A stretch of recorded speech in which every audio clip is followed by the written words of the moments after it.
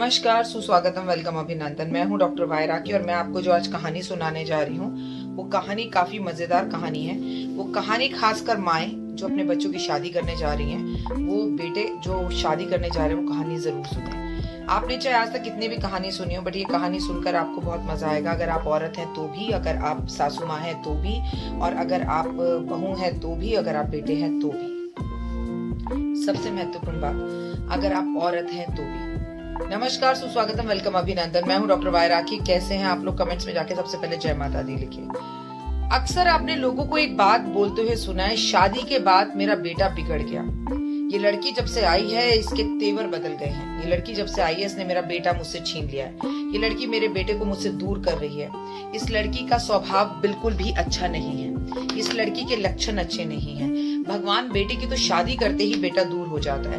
भगवान बेटे की तो शादी करते ही बेटा किसी काम का नहीं रहता। 100 का नोट खुला और खर्च हुआ।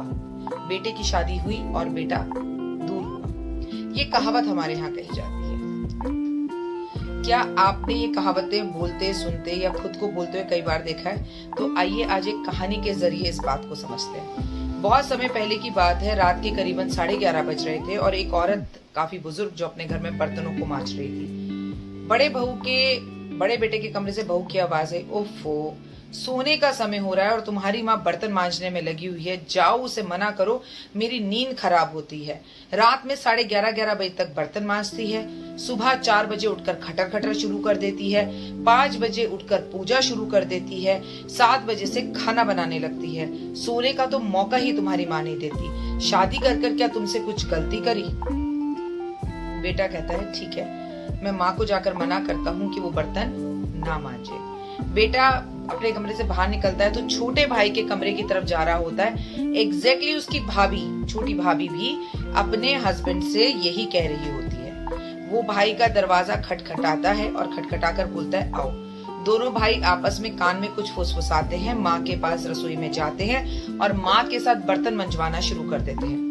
जो बर्तन एक्चुअली पौने घंटे में मांजने वाले थे वो तुरंत मंज जाते हैं और दोनों भाई बर्तन मांज कर माँ से कहते हैं, माँ जब सुबह 4 बजे उठे तो हमें भी उठा लेना अपने साथ, हम तेरे साथ मिलकर पूजा करेंगे।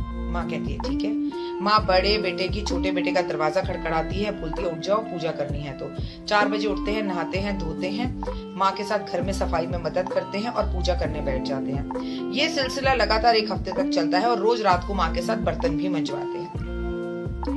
1 हफ्ते बाद बड़े बेटे की बहू बोलती है, ये क्या लगा रखा है? पहले तुम्हारी माँ ये सब काम करती थी, अब तुम करते हो। तुम ये काम क्यों करते हो? बेटा मुस्कुराकर बोलता है, जब मेरी शादी हुई तो मेरी माँ मुझसे बार बार कहती थी, शादी कर ले, शादी कर ले। मैं कहता था शादी नहीं करनी, तो माँ बोलती थी, मैं बुजुर्ग हो गई हूँ, कब तक तेरे बर्तन मांजूंगी? तेरी बीबी आएगी तो तेरी जिम्मेदारी को उठाएगी। लेकिन तुम तो ऐसा कुछ नहीं करती हो। तुम रात तक देर तक टीवी सीरियल्स देखती हो, झूठे बर्तन रात को छोड़ती हो। पूजा पाठ से तुम्हारा दूर तक नाता नहीं है, लेकिन तुम मेरी पत्नी हो और मैं तुम्हें दूसरे घर से लेकर आया हूँ। तुम्हारी खुशी का ख्याल रखना मेरी जिम्मेदारी है, लेकिन मेरी माँ मेरी तुमसे पहले की जिम्मेदारी है। मैं तुमसे कभी नहीं कहूंगा कि तुम उठकर मेरी माँ के साथ काम कराओ, लेकिन मैं अपनी माँ के साथ काम जरूर कराऊंगा। ये बात सुनकर बड़ी बहू को शर्म आती है और अगले दिन सुबह वो भी जल्दी उठती है और अपनी सास के साथ सारा काम कराती है। रात को बर्तन भी अपने पति के झूठे मांज कर सोती है। उसे देखकर छोटी बहू भी ऐसा ही करने लगती है। सुबह जल्दी उठकर पूजा पाठ करते हैं और सारे घर का काम करीबन 11 बजे खत्म हो जाता है और बहुएं बिल्कुल खाली हो जाती हैं। बहुओं को ये बात समझ में आती है कि देर तक टीवी देखने से कुछ नहीं मिलता।